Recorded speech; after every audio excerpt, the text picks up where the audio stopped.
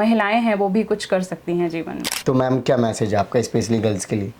मेरे husband marine engineer हैं with a European shipping company. जब लोग आपसे बार बार पूछते हैं इस इतनी बड़ी एज पे कि अभी भी अडॉकी हो, अभी भी टेम्प्रेरी ही हो, तो फिर मुझे लगा कि नहीं, अब मुझे प्रिपेयर करना चाहिए। तो मैंने फिर प्रिपरेशन अपनी जून 2020 से स्टार्ट की। Okay, hello everyone, welcome to student. तो हमारे साथ हैं डॉक्टर नमिता सिंह मैम, जिनका यूपी पीसीएस में कोषाधिकारी के लिए सिलेक्शन हुआ है, जो अभी हाल ही में रिजल्ट आया था। मैम की जो जर्नी है वो काफ़ी इंटरेस्टिंग है, क्योंकि मैम प्रोफेसर थे डीयू में, और आप सभी को पता है कि डीयू में प्रोफेसर बनना अपने आप में कितनी बड़ी बात होती है। इसके अलावा मैम ने पीएचडी भी कर रखी है। मैम ने इन सब चीज़ों को छोड़कर क्यों सिविल सर्विसेज की तैयारी में आए, और फाइनली मैम का सिलेक्शन भी हो गया फर्स्ट अटैम्प्ट में। तो आज हम मैम से जानेंगे कि इतनी लाइफ में रिस्क लेना, जैसे सिविल सर्वेंट जैसी प्रिपरेशन करना, सिविल सर्विसेज जैसी, जिसमें पता होता है कि सिलेक्शन होगा भी नहीं होगा, ये आज हम मैम से डिस्कस करेंगे। और मैम से हम डिटेल में जानेंगे कि उन्होंने प्रिपरेशन कैसे करी, क्या स्ट्रैटेजी बनाई, किन किन रिसोर्सेज को फॉलो किया। सो अभी तक आपने चैनल को सब्सक्राइब नहीं किया तो चैनल को सब्सक्राइब कर लीजिए। मैम थोड़ा सा आप अपने एजुकेशन बैकग्राउंड वगैरह के बारे में बताइए। जी, हेलो एवरीवन, मेरा नाम डॉक्टर नमिता सिंह है, और इस वर्ष की यूपीपीसीएस 2022 की जो एग्ज़ाम थी उसमें मुझे ट्रेजरी ऑफिसर का पद एलोकेट हुआ है। बेसिकली ये आपकी पीसीएस फाइनेंस की सर्विसेज होती हैं, ठीक है। और अगर मेरे एजुकेशनल बैकग्राउंड के बारे में बात की जाए तो मैंने ग्रेजुएशन किया है बीएससी ऑनर्स जूलॉजी में from Shri Venkateswara college, university of Delhi. उसके बाद मैंने मास्टर्स किया MSc biotechnology from Banasthali Vidyapith. Masters के दौरान ही मेरा नेट क्लियर हुआ लाइफ साइंसेज में, और उसके बाद मैंने ये डिसाइड किया कि मैं पीएचडी करती हूँ। अनफॉर्चुनेटली मुझे बिट्स पिलानी से पीएचडी करने का मौका मिला। मैंने वहाँ से पीएचडी बायोलॉजिकल साइंसेज में की। जो मेरा पीएचडी का वर्क रहा वो बेसिकली इन्फेक्शियस डिजीज़ेज़ और विमेन हेल्थ, मैटरनल हेल्थ से रिलेटेड रहा है। पीएचडी के बाद आई वॉज फॉर्चुनेट इनफ, तो मुझे as assistant professor Delhi university में पढ़ाने का मौका मिला। वहाँ पे मैंने अप्रॉक्स 3.5 ईयर्स पढ़ाया है बायोमेडिकल साइंस के स्टूडेंट्स को। Okay, great ma'am.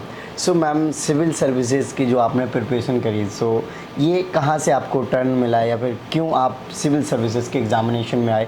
क्योंकि डीयू में प्रोफेसर होना अपने आप में एक बहुत बड़ी बात होती है, और हम लोग तो डीयू के स्टूडेंट हैं, तो ऑब्वियस सी बात है डीयू के जो प्रोफेसर हैं उनका लाइफ स्टाइल काफ़ी अलग होता है। जी जी, बिल्कुल, ये आपका बहुत ही वैलिड क्वेश्चन है, और बहुत सारे लोगों के मन में ये सवाल आया है जब उनको ये पता चला है कि मेरा ये बैकग्राउंड है। देखिए, बेसिकली क्या था कि ये मेरा इनिशियल ड्रीम नहीं था। जैसे बाकी एस्पिरेंट्स का ये बचपन का सपना होता है कि हमें सिविल सर्विसेज में जाना है, हमें सिविल सर्वेंट बनना है, आईएएस बनना है।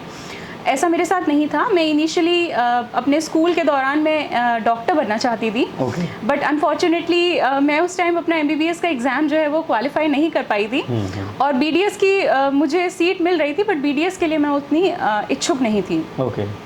उसके बाद जो बेस्ट मुझे ऑप्शन सेकंड बेस्ट लगा, बिकॉज बायोलॉजी में आपको पता ही है कि बहुत ज़्यादा वेरीड अपॉर्चुनिटीज़ तो नहीं होती हैं। तो मुझे जो बेस्ट ऑप्शन लगा वो ये लगा कि मैं बीएससी ऑनर्स करूं, और जूलॉजी में मेरा थोड़ा इंटरेस्ट काफ़ी ज़्यादा ही था, तो मैंने वो ऑप्ट किया। और प्लस कॉलेज काफ़ी अच्छा था, तो मैंने वो ऑप्ट किया। उसके बाद ऑब्वियसली आप जब ग्रेजुएशन करते हैं तो मास्टर्स करने की एक इच्छा होती है, तो मास्टर्स भी मैंने किया, पीएचडी करी। पीएचडी में भी मेरा कोई बहुत ज़्यादा ऐसा मूड नहीं हुआ था कि मैं सिविल सर्विसेज के लिए प्रिपेयर करूं, बट हाँ, जब मैं टीचिंग में आई तो टीचिंग के दौरान फिर मुझे ये धीरे धीरे रियलाइज़ होने लगा। बिकॉज़ एक तो देखिए, वहाँ पे मैंने थोड़ा सा अपने सीनियर टीचर्स को कहते हुए सुनते हुए सुना था कि हमने कभी अपने ज़माने में यूपीएससी का एग्ज़ाम दिया था, या फिर हमने प्रीलिम्स क्लियर कर लिया था, या हम मेंस में बैठे थे एंड ऑल दैट। तो लोग उन्हें एक अलग ही नज़रिए से देखते थे, एक अलग ही रिस्पेक्ट से देखा करते थे। तो मुझे उस टाइम पे थोड़ा सा क्लिक होना शुरू हुआ। प्लस जब हम पढ़ाते हैं कॉलेज में तो बहुत बच्चे बहुत शार्प स्टूडेंट्स होते हैं, तो उसके लिए हमें बहुत पढ़ाई भी करनी होती है। हाँ जी, तो मैं बहुत ज़्यादा पढ़ाई किया करती थी। तो मेरे हस्बैंड मुझे बोलते थे कि भाई तुम इतना ही पढ़ती हो तो यूपीएससी की तैयारी क्यों नहीं कर लेती हो जब तुम्हें इतना ही पढ़ना होता है। तो वो चीज़ मुझे थोड़ा कहीं ना कहीं क्लिक मेरे दिमाग में होती थी, बट उस टाइम मुझे अपने ऊपर इतना भरोसा नहीं था कि मैं सोचूं कि हाँ मैं सिविल सर्विसेज के लिए प्रिपेयर करूं। बट कुछ इस तरह के देखिए फिर हालात बने कि थोड़ा सा कुछ मेरी पोजीशन एक तो एडहॉक पोजीशन थी, तो परमानेंट होने के कोई श्योरिटी नहीं था कि मैं यहाँ परमानेंट हो ही जाऊँगी। और एक जब हम एडहॉक पोजीशन में होते हैं तो उसमें क्या होता है कि आपकी एक स्टेगनेंसी रहती है। हाँ जी।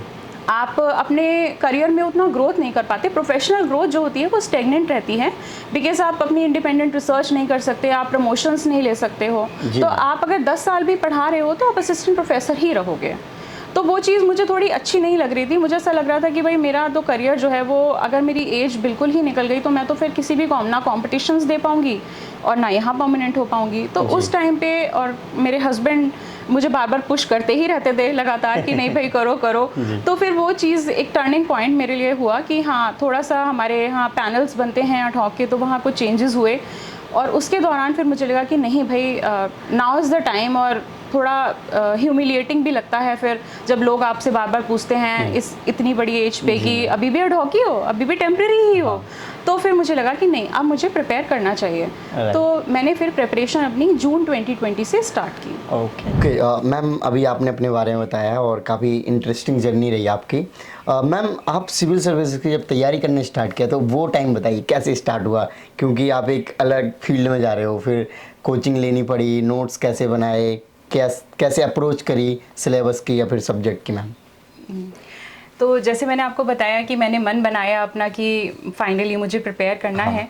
तो एक मेरे मित्र हैं, कलीग हैं मेरे, तो उनसे मैंने थोड़ी हेल्प ली उनसे, क्योंकि वो अपने स्टेट पीसीएस की प्रिपरेशन करा करते थे उस दौरान। तो मैंने उनसे पूछा कि भाई मुझे प्रिपरेशन करनी है, आप मुझे थोड़ा गाइड करिए कि कहाँ बुक्स मिलती हैं, क्या होता है। राइट।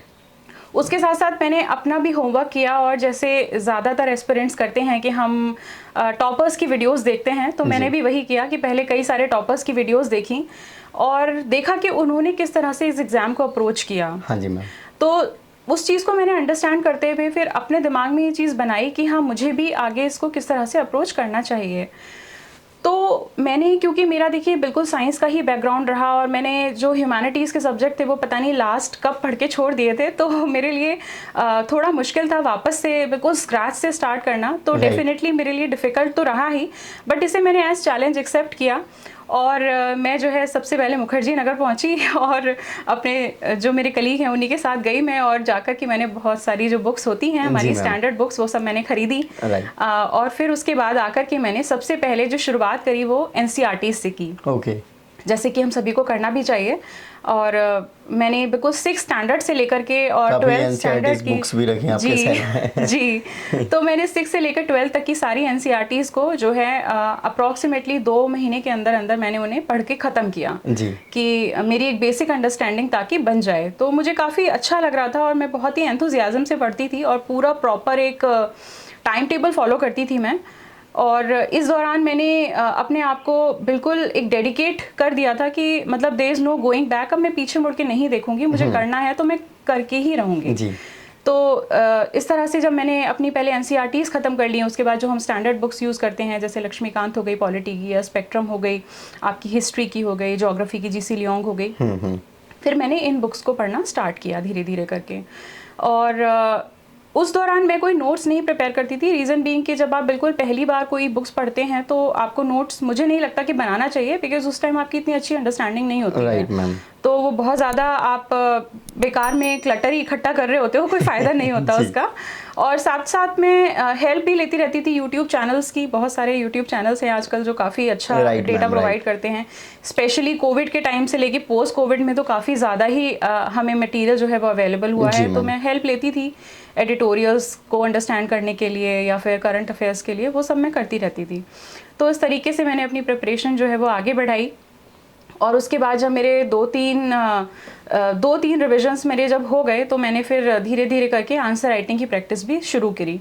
तो स्टार्टिंग में मैं बहुत अच्छा आंसर तो ऑब्वियसली नहीं लिखती थी और बहुत टाइम लगता था, मतलब एक आंसर लिखने में मुझे अराउंड हाफ एन आवर तो लग जाता था, कभी कभी 45 मिनट्स भी लग जाते थे। तो वो चीज़ धीरे धीरे करके ओवरकम होती है जब हम लिखते हैं। तो मैं लिखती तो थी ही, थोड़ा थोड़ा करके लिखती रहती थी, 1-1, 2-2, 5-5 आंसर करके मैं लिखा करती थी। फिर धीरे धीरे जब हमारा प्रीलिम्स का टाइम नज़दीक आता है तो प्रीलिम्स के टाइम पे मैंने फिर टेस्ट सीरीज़ लगाना शुरू करा, काफ़ी सारे टेस्ट पेपर्स मैंने लगाए।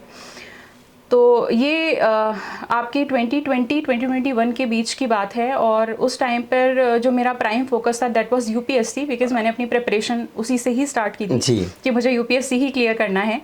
और बिकॉज ऑफ माय एज वो मेरा पहला और आखिरी अटेम्प्ट था 2021 का, तो मैंने कोशिश बहुत करी थी और रफली आप मान लीजिए कि मैं हर दिन कम से कम 12 से 13 घंटे डेडिकेट करती थी पढ़ने के लिए। और मैंने बाहर अपने आप को बिल्कुल मैंने एक कर ली, समझ लीजिए कि सोसाइटी से बिल्कुल कट ऑफ कर लिया था। एक तो कोविड का टाइम भी था, तो वो मेरे लिए एक ब्लेसिंग इन डिस्गाइज कहा जा सकता है उसको। तो मैंने अपने आप को बिल्कुल सबसे काट करके और पूरा समय अपना पढ़ाई में ही लगाया। तो कोशिश हम सभी करते हैं, मैंने कोशिश काफ़ी की, बट अनफॉर्चुनेटली एग्ज़ाम के दिन हम कैसा मतलब परफॉर्म करेंगे उसका श्योरिटी नहीं हो पाता है। तो थोड़ा सा ऑब्वियसली नर्वसनेस भी थी कि भाई यही मेरा लास्ट अटेम्प्ट भी है, यही मेरा पहला अटेम्प्ट भी है।